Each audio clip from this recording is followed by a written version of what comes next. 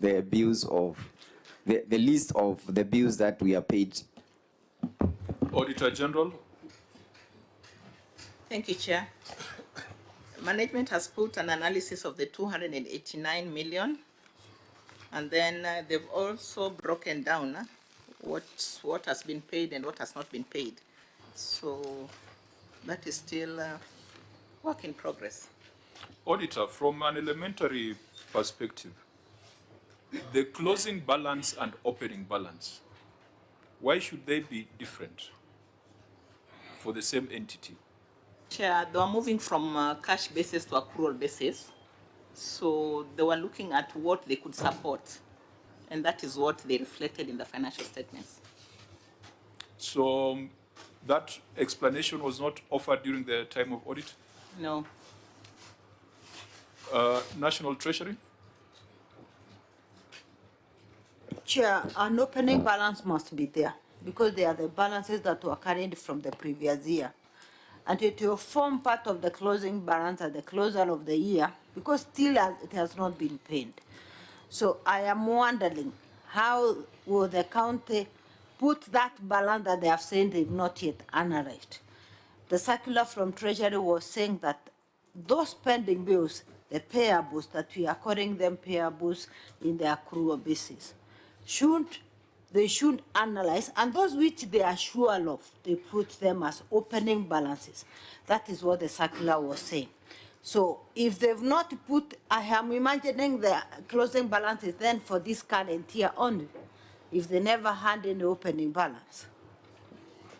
Okay, now I think the accountants are beginning to confuse us. We knew that the balance you close at midnight should be the balance you open in the morning, at 6 in the morning.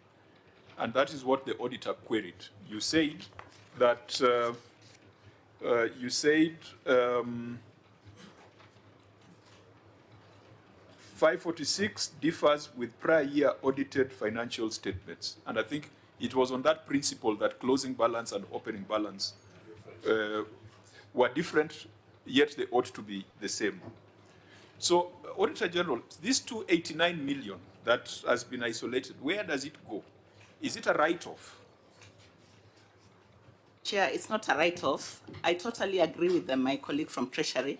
They were supposed to do an analysis of what they can support. And this was included in the statement of opening financial statement of financial position.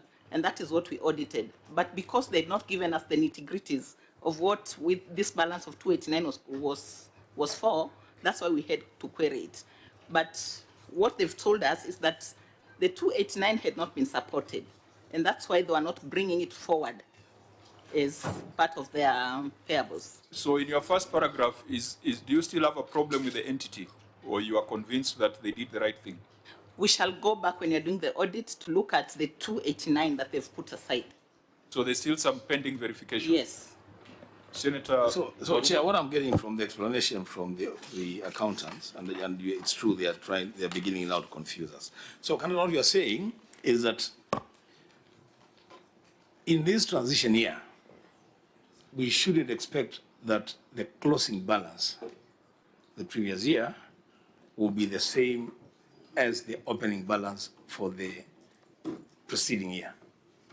Because you have given them a discretion to determine what payables are realistic and correct in their own analysis, and which one they can say we write off.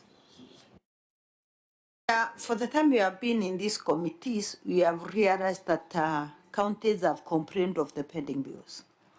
They are saying they cannot support them. And they didn't want to force them to the things that they cannot support them. But they must be very sure what they will put in the statements as opening balance. It is what will stand forever.